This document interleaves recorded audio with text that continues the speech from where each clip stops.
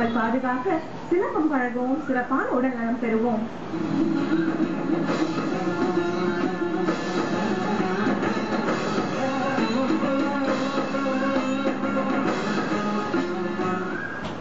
உலகெங்கும் வாழும் வீர தமிழர்களுக்கு எனது வணக்கம். வீரக்கலை என்ற இந்த நிகழ்ச்சியில் நான் உங்களை சந்திப்பதில் பெருமகிழ்ச்சி அடைகிறேன். ஏன்னா இந்த நிகழ்ச்சியோட நோக்கம் நோய்கள் வராமல் உங்க உடம்ப, அறிவை, மனசை காப்பாற்றுவது எப்படி அப்படின்றத வீரக்கலை பாடங்கள் மூலமா உங்களுக்கு சொல்லி கொடுத்துட்டு இருக்கோம். அந்த வகையில இன்னைக்கு நாம என்ன பார்க்க போறோம் அப்படின்னா, நம்ம முன்னோர்கள் நமக்காக 3000 வருஷத்துக்கு முன்னாடி கண்டுபிடிச்ச சிலம்பக்கலை, சிலம்பம் அப்படின்ற ஒரு அற்புதமான ஒரு கலையை இன்னைக்கு நம்ம பார்க்க போறோம். நேரே ஏற்கனவே நாங்க 10 பாடம் காட்டிட்டோம். இன்னைக்கு 11வது பாடத்தை நீங்க பார்க்க போறீங்க. சிலம்பக்கலையில ஒவ்வொரு பாடத்திலையும் நம்ம முன்னோர்கள் நமக்காக ஒவ்வொரு ஐடியாஸ் வச்சிருக்காங்க. என்ன ஐடியாஸ் அப்படின்னா, சிறப்பாக சண்டை செய்வதற்கு என்னென்ன நாலேஜ், என்னென்ன அறிவு திறன்கள் வேணும் அப்படின்றத 3000 வருஷத்துக்கு முன்னாடியே இந்த பாடங்களை பதிச்சு வச்சிருக்காங்க. அப்படின்ற வகையில இன்னைக்கு 11வது பாடத்துல என்ன ஐடியாஸ் கொடுத்துருக்காங்க அப்படின்றத நீங்க பார்க்க போறீங்க. பாருங்க நேர்களே, இப்ப 11வது பாடம் பாருங்க. முதல்ல பகில் போட சொல்லியிருக்காங்க. அப்படி எடுத்து திருப்பி பகில் போட்டு அப்படி வர சொல்லியிருக்காங்க. அடுத்து குத்து காட்டி அப்படி ஏறி கீழ்வீச்சுல அப்படி வரணும். எதிரி காலுக்கு அடிக்க வரான், அத அப்படி ரொட்டேஷன் பிளாக், இங்க இருந்து அப்படி ரொட்டேட் பண்ணி பிளாக் பண்ணணும். ஏன் இந்த ரொட்டேஷன் பிளாக் அப்படின்னா, சாதாரணமா தடுத்தா கம்பு செதறாது. அப்படி அந்த ரொட்டேஷன் கொடுத்தோம்னா கம்பு செதறும். சோ அந்த ரொட்டேஷன் பிளாக் கொடுத்து திரும்பி வந்து அப்படி மேல் வீச்சு அடிக்க சொல்லியிருக்கிறாங்க.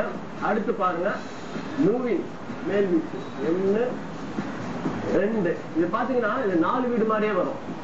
4 வீடு என்ன பண்ணுவோம், அப்படி வந்து காலை எடுத்து வச்சு அப்படி வரும். அதே மாதிரி மேல் வீச்சுல அந்த மூமெண்ட் அப்படி வர சொல்லிருக்காங்க. பாருங்க, இதுதான் 11வது பாடங்களை கொடுத்த ஐடியா. எதிரி நம்ம தலைக்கு அடிக்க வேணாம், அதை தடுத்து அப்படி குத்த சொல்லியிருக்காங்க. ஏன் அப்படின்னா, அப்படி தடுக்கணும். தலைக்கு அடிக்கும் போது தடுத்து குத்தணும். எதிரி நார்மலா என்ன நினைப்பான், பின்னாடி போய் தடுக்கதான் சொல்லி இருக்கிறாங்க அப்படின்னு சொல்லி எதிரி நினைப்பான். ஆனா நம்ம அவனை நம்ம யோசிச்சு தடுத்து அப்படி குத்தணும். சோ இதை என்ன சொல்லி இருக்கிறாங்க, எதிரிய நாம புரிஞ்சுக்கணும், நம்மள எதிரிய புரிஞ்சுக்க விடக்கூடாது அப்படின்ற ஒரு அற்புதமான ஒரு ஐடியா கொடுத்திருக்கிறாங்க. அப்படி தடுத்து குத்துல பிறகு திருப்பி வந்து சுருள் இறக்கம், சுருள் இறக்கம் எதிரிக்கு பயந்த மாதிரி காட்டி மேல் வீச்சு 1 2 அடிச்சு அப்படி தோல் வச்சு சொல்லிடுவாங்க. மறுபடியும் பண்றேன் பாருங்க. பகுலு திருப்பி வந்து பகுலு அப்படி வந்து குத்து காட்டி ஏறி கீழ் வீச்சு ரொட்டேஷன் பிளாக் திரும்பி மேல் வீச்சு 1 2 3 4 அடிச்சு இப்ப பாருங்க, தலைக்கு அடிக்க வர எதிரி தடுத்து நேர குத்து திரும்பி இறங்கி சுருள் இறக்கம் இறங்கி மேல் வீச்சு 1 2 அப்படி எடுத்து தோல் வச்சு. இப்போ இந்த பாடத்தை பாடமா செஞ்சேன், உங்களுக்கு புரியுற வகையில எளிய வகையில பாடமா செஞ்சேன். இதே சண்டை மாதிரி எப்படி பண்றதுன்னு நான் செஞ்சு காட்டுறேன் பாருங்க.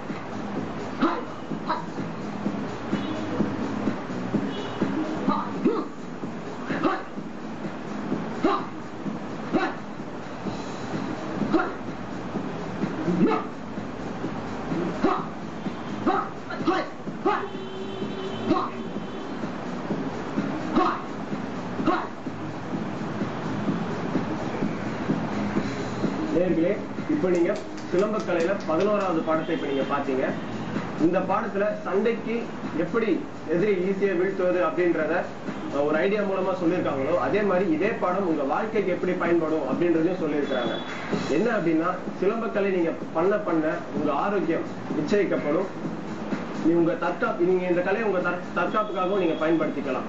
இந்த சிலம்பக்கலை நம்ம முன்னோர்கள் எதுக்காக கண்டுபிடிச்சாங்க அப்படின்னா, நம்ம வாழ்க்கை சிறப்பாக அமைய வேண்டும் அப்படின்றதுக்காக மட்டுமே இந்த கலை கண்டுபிடிக்கப்பட்டுள்ளது. அது மட்டும் இல்லாம இந்த சிலம்பக்கலை வந்து உலகத்துக்கே பல கலைகளுக்கு தாய் மாதிரி இருக்கின்றது. இப்போ சமுராய், ஜப்பான்ல வந்து சமுராய் சொல்லிட்டு ஒரு பெரிய கலை இருக்கு. உலகம் பூரா அது ஃபேமஸா இருக்கு. பட் ஆனா சிலம்பம் தான் அந்த சமுராய்க்கு அடிப்படையான ஒரு கலை. சிலம்பத்திலிருந்து போனதுதான் சமுராய், சிலம்பத்திலிருந்து போனதான் சைனால வேற பல கலைகள்லாம் இருக்குது. அதே மாதிரி சிலம்பக்கலை பண்ண பண்ண உங்களோட 3 தலைமுறை நல்லா இருக்கும், சிறப்பாக இருக்கும். அதுக்காக மட்டுமே சிலம்பக்கலை பயில வேண்டும். சரி நேயர்களே, நாளை வேறு ஒரு சிலம்பக்கலையில நல்ல ஒரு விஷயத்தோடு நான் உங்களை சந்திக்கின்றேன். அதுவரை உங்களிடமிருந்து விடைபெறுகிறேன். நன்றி, வணக்கம். மனிதம் தழைக்க, மானுடம் செழிக்க 8 பகுதிகளில் எண்ணற்ற தகவல்களை வாரி வழங்கும் வணக்கம் தமிழா உங்களுக்காகவே. வாழ்க வளமுடன், மீண்டும் சந்திப்போம்.